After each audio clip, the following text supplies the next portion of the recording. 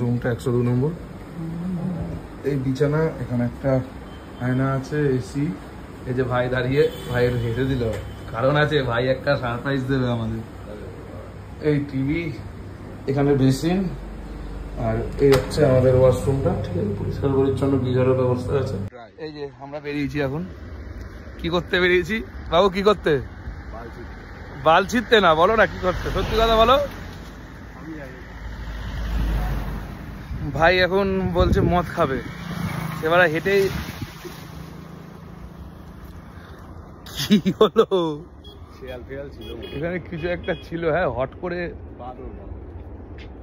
পড়লো, আমি আর ভাই ভয় পেয়ে গেলাম। চল চল, যাই হোক, কিছু একটা ছিল, চল না।